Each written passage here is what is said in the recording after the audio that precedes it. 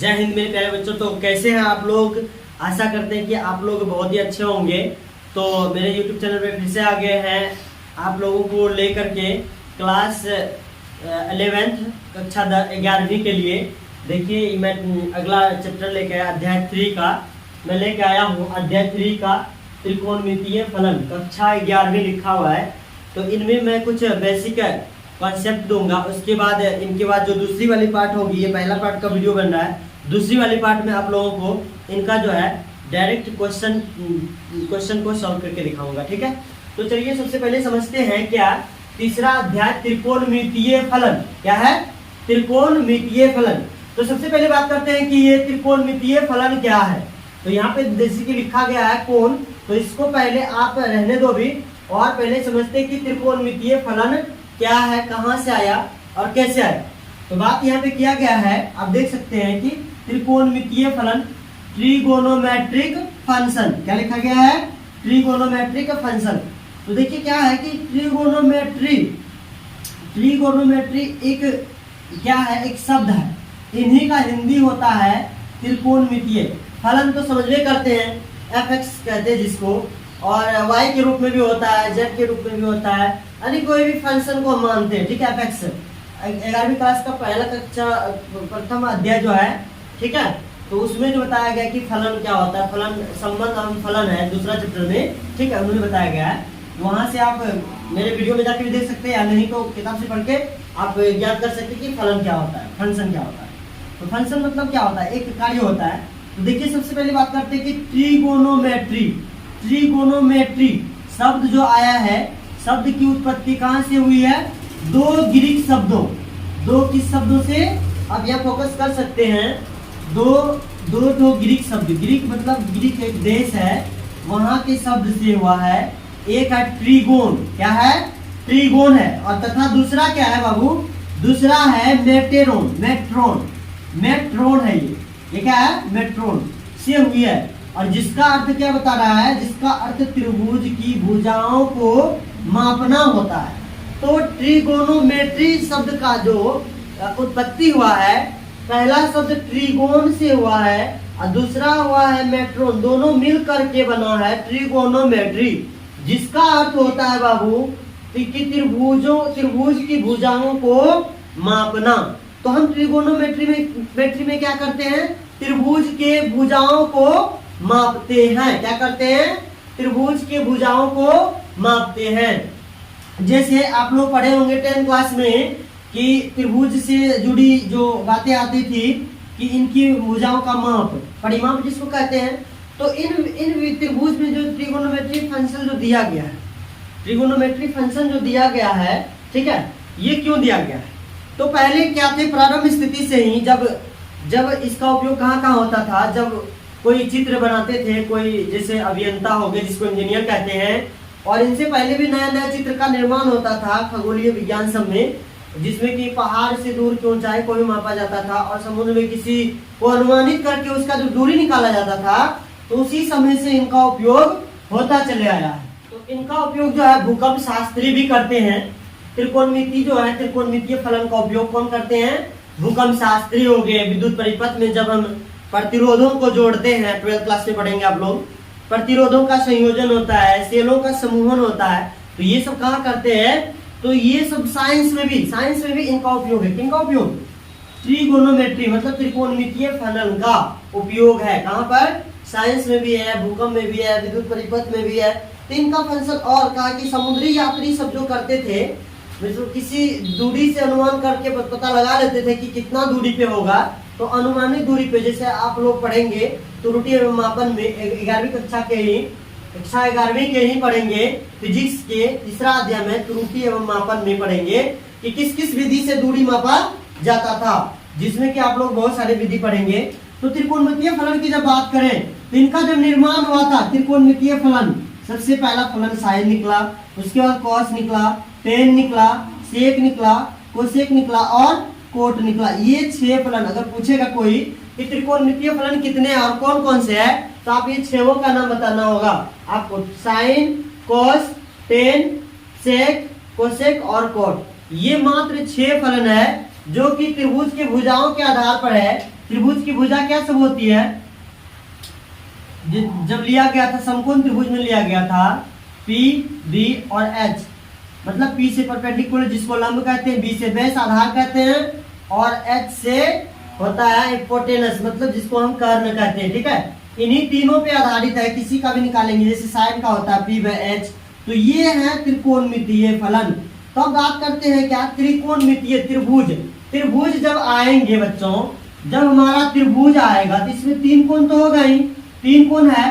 तो अब देखिए भुजा की तो बात हुआ तो भुजा है, लेकिन साइन का मतलब भुजा, साइन का जो मान होता है, साइन का मान होता है P/H होता है। तो इसमें कोण भी आ रहा है ना, क्या है, थीटा थीटा थीटा, जो क्या है सभी फलन का क्या है, ये कोण को दर्शा रहा है। किसको दर्शा रहा है? कोण को। तो ट्रिगोनोमेट्रिक फंक्शन को हम लोग संक्षेप में देख लिए, विस्तारित रूप से इसको कैसे देखें। त्रिकोणमितीय फलन 6 है और इसमें क्या लगा हुआ है, कोण लगाया हुआ। इससे हमारा नेक्स्ट टॉपिक निकलता है क्या, कि सबसे पहले समझेंगे कि ये कोण क्या है। ये तो साइन का मतलब तो समझ गए, P/H मतलब परपेंडिकुलर हिपोटेनस है कि नहीं। तो ये जो होता है कर्ण, लंब होता है, लंब कर्ण हुआ। तो ये हुआ, लेकिन इसके साथ क्या लगा है, कोण। इसीलिए पहला पॉइंट बना हुआ हमारा, क्या बना हुआ है, कोण का, जिसे इंग्लिश में क्या कहते हैं बच्चों, एंगल कहते हैं। क्या कहते हैं, एंगल। तो अब बात करते हैं क्या, कि कोण क्या है। तो सबसे पहली बात बचपन क्लास में पढ़े थे कि दो किरणों के मेल से जो झुकाव उत्पन्न होता है उसे क्या कहते हैं, कोण कहते हैं। पढ़े थे, छोटे छोटे मैथमेटिक्स में पढ़े थे। दो किरण, किरण इसको कहते हैं सीधी जाने वाली, प्रकाश को किरण कहते हैं।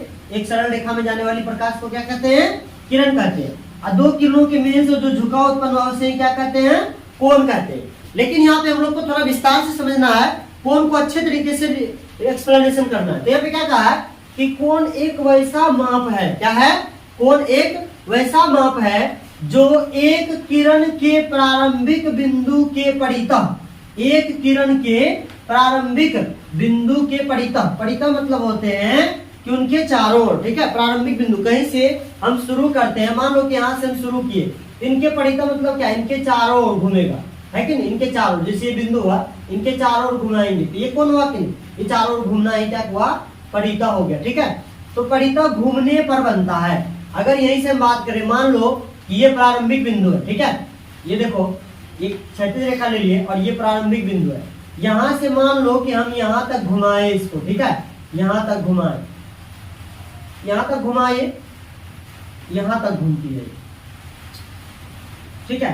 तो यहां तक घूमी तो ये कैसे जाएगी ना, ऐसे। तो यहां तक जो घूमी, ये यहां तक घूमी, तो यहाँ पे क्या बनाया, एक कोण बनाया, और ये इधर भी घूम सकती थी। तो यहाँ से हम इसको मान लो कि ऐसे घुमाते, टर्न ओवर करते, तो यहाँ से कोण, तो ये पूरे कोण हो गया। मतलब इसका घूमना ये क्या कहलाता है, इनका कोण कहलाता है। मतलब प्रारंभिक बिंदु को, किरण की जो है, किरण, ये किरण हो गया, किरण के प्रारंभिक बिंदु के परितः जो घूमती है, घूमने पर जो बनता है, घूमने पर जो बनता है, क्या बनता है, कोण बनता है। देखिए ये किरण थी, इसकी जो है हम क्या किए, घुमाए, किसको घुमाए, किरण के प्रारंभिक बिंदु के चारों ओर घुमाने से जो बनता है उसे क्या कहते हैं, कोण। अर्थात ये पूरे अगर घूम जाएगा तो कितना कोण बनेगा, 360 डिग्री का कितना कोण बनता है, 360, जो वृत्तीय रूप में होता है। तो इसीलिए वृत्त के संपूर्ण कोण कितने होते हैं, 360 डिग्री होता है, 360 डिग्री का। अब ये कितना घुमा, कितना इसका मापना, तो माप के पता चलेगा चांद से। अब कहता है जहाँ घूर्णन की मूल स्थिति को कोण का प्रारंभिक भुजा कहते हैं। घूर्णन की जो मूल स्थिति है, देखिए घूर्णन की जो मूल स्थिति, इसको प्रारंभिक भुजा कहते हैं। प्रारंभिक, प्रारंभिक क्या कहते हैं, भुजा कहते हैं। देखिए प्रारंभिक भुजा यही, क्योंकि साफ से बना के दिखाते हैं, क्योंकि देखिए यहाँ पे क्या हुआ, जैसे ये मान लीजिए कि ये हुआ, ये एक किरण है, यहाँ पे एक बिंदु है, मान लेते हैं कि बिंदु वो है, ठीक है। इसी किरण के जो है किसी और घूमना पड़ेगा, या तो ऐसे घूमेंगे, ठीक है, या नहीं तो ऐसे घूमेंगे। जब ऐसे घूमे तो कहां तक घूमे, यहां तक घूमे भैया, यहां तक घूमे, ठीक है। तो ये जो मेरा बना, ये पूरा क्या हो गया, ये एक कोण बन गया। तो अब यहाँ किधर से घूमे थे, यहां से घूमे थे ना, तो मूल जो किरण है उसको क्या कहेंगे, प्रारंभिक भुजा कहेंगे। और जहां तक घुमा इसको क्या कहेंगे, अंतिम भुजा कहेंगे। क्या कहेंगे बाबू, अंतिम भुजा कहेंगे, अंतिम भुजा। तो देखिए इसमें कहां तक घूमी, यहां से यहां तक घूमी, तो टर्न ओवर कहां तक किया, यहां तक। तो इसका अंतिम स्थिति यही तक न हुआ, जहां से चलना प्रारंभ किया। तो जहां से चलना प्रारंभ किया ये प्रारंभिक भुजा हो जाएगा, और जहां तक चली है ये इसका अंतिम भुजा हो जाएगा। प्रारंभिक भुजा और अंतिम भुजा के बीच में कोण होता है, ठीक है। और इसका बहिष्कोण देखेंगे, बाहर वाला कोण, तो ये पूरा इसका बाहर वाला कोण बहिष्कोण कहलाएगा, ठीक है। तो इनकी बात अभी मैं नहीं कर रहा हूँ, सिर्फ कोण की बात कर रहा हूँ। अब ये है क्या कि ये घुमा उधर, ठीक है। अब इधर भी घूम सकता है, अभी घूमने के बारे में भी डिस्कशन होगा, ठीक है। तो नीचे भी घूम सकती है ऐसे, तो ऐसे जो घूमी तो यहाँ तक घूमेगी, घूम गई, तो यहाँ भी एक कोण बना। तो प्रारंभिक स्थिति जो है, प्रारंभिक भुजा जो था वो तो चेंज नहीं हुआ, वो तो सेम सेम है, लेकिन इसके नीचे और ऊपर घूमना, मतलब एक बोले तो वामावर्त और दक्षिणावर्त आगे लिखा गया, इनको मैं समझा रहा हूँ। तो घूर्णन के अंतिम स्थिति को कोण की अंतिम भुजा कहते हैं। यहाँ पे कोण की अंतिम भुजा कौन हो जाएगी, ये हो जाएगी, ये वाली भुजा, क्योंकि यहाँ से घूमकर यहाँ तक आए। तो अब देखिए क्या कहता है, कोण की अंतिम भुजा कहते हैं। अब घूर्णन बिंदु को शीर्ष कहते हैं। जिस बिंदु से घूर्णन होता है उसको क्या कहते हैं, शीर्ष कहते हैं। तो इनका शीर्ष ये हो गया और इनका शीर्ष ये हो गया, ठीक है बच्चों। अब आगे देखिए, तो क्या कहा कि यदि घूर्णन मतलब घुमाओ, घुमाओ घुमाओ जो है ई घूमना, जैसे हम यहाँ से ऐसे टर्न किए, ठीक है, और ऐसे टर्न किए, ऐसे और ऐसे, ये मेरा घुमाव हो रहा है। तो कहता है कि यदि घूर्णन मतलब घुमाओ वामावर्त एंटी क्लॉकवाइज। अब एंटी क्लॉकवाइज और क्लॉकवाइज क्या होता है, इसे मैं थोड़ा सा बता रहा हूं, ठीक है। तो जैसे देखिए क्लॉकवाइज और एंटी क्लॉकवाइज क्या होता है, आप लोग घड़ी देखे होंगे, क्या देखे होंगे, घड़ी में सुई होती है, सुई होती है, और यहाँ होता है 9, 6, यहाँ 12 होता है, यहाँ सॉरी यहाँ 3 होता है, यहाँ 9 और 6, 12, ठीक है। अब देखिए घड़ी की सुई हमेशा किधर चलती है, इस दिशा में चलती है, 12, 1, 2, ठीक है, 3, 4, 5, 6, 7 ऐसे घूमती है, हमेशा इस दिशा में घूमती है। तो घड़ी की जो सुई जो घूमती है उसको कहते हैं क्लॉकवाइज। क्या कहते हैं, क्लॉकवाइज बोलते हैं उसको। क्लॉकवाइज मतलब होता है दक्षिणावर्त, दक्षिण दिशा में, ऐसे ऐसे दक्षिणावर्त हो रही है, ठीक है। ये घुमाव कैसा हो रहा है, दक्षिणावर्त। फिर इसको ऐसे घुमाएंगे, घड़ी की सुई की विपरीत दिशा जाएंगे, तो क्या हो जाएगा, ये एंटी क्लॉकवाइज हो जाएगा। क्या हो जाएगा, एंटी क्लॉकवाइज। तो यहाँ ध्यान से समझिएगा, यदि घूर्णन घुमाओ वामावर्त, वामावर्त मतलब एंटी क्लॉकवाइज, घड़ी की सुई की विपरीत दिशा में, देखिए घड़ी की सुई की घुमाव के विपरीत दिशा में एंटी क्लॉकवाइज। देखिए इधर उल्टा, उल्टा मोशन जब होगा इस तरह का, अब हाथ से प्रैक्टिस करके देख सकते हैं। हैंडल जो घुमाते मशीन का वो कैसा होता है, क्लॉकवाइज होता है, और जब उल्टा हैंडल फेंक देता है तो वो एंटी क्लॉकवाइज होता है। तो कहता क्या कि अब यहाँ पे देखिए ये देखिए घुमा के देखिए, ये ऊपर ऊपर जा रहा है, तो ये कौन घुमा हो रहा है, एंटी क्लॉकवाइज मतलब वामावर्त। क्या हो रहा है, वामावर्त, जिसको एंटी क्लॉकवाइज कहते हैं। और यहाँ पे क्या हो रहा है, अभी बता रहा हूं मैं, यहाँ पे क्या हो रहा है, यहाँ पे क्लॉकवाइज, क्योंकि घड़ी की सुई जो ऐसे घूम रही थी इसको बोलेंगे क्लॉकवाइज डायरेक्शन। क्या बोलेंगे, क्लॉकवाइज डायरेक्शन, जिसको दक्षिणावर्त कहते हैं, इसको वामावर्त कहते हैं। क्या कहते हैं, वामावर्त, और इसको क्या कहते हैं, दक्षिणावर्त। इतना समझ आ गया। अब आगे समझते हैं क्या कह रहा है, दक्षिणावर्त, ठीक है।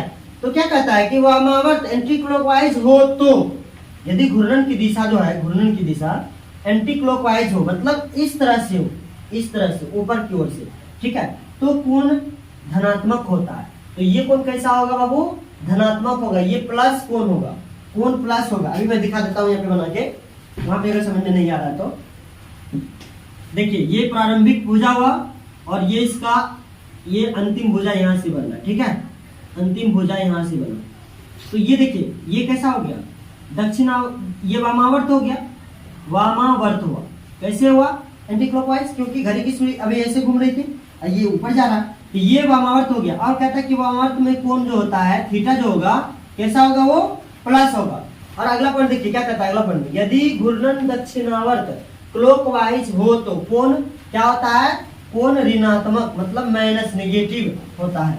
इसको भी आप समझ लीजिए, अगर यहाँ से कोण इधर बन रहा है मतलब वामावर्त दिशा में ऐसे ऐसे बन रहा है कोण, ठीक है, तो यहाँ जो थीटा होगा कैसा होगा, वो निगेटिव होगा, यहाँ पॉजिटिव होगा। ये देखिए थोड़ा सा है, ये दक्षिणावर्त है, दक्षिणावर्त, ठीक है।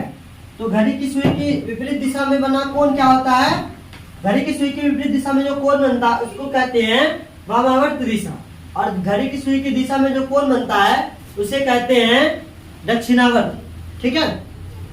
तो लंबवत में एंटी क्लॉकवाइज हमेशा याद रखिएगा, एंटी क्लॉकवाइज में प्लस कोण बनता है और क्लॉकवाइज में माइनस कोण होता है, ठीक है। इतना तो है। अब कोण, कोण क्या होता है, कोण, कोण कितने प्रकार के होते हैं, कोण, कोण बहुत सारा पढ़े हम लोग, पढ़े हैं कि नहीं।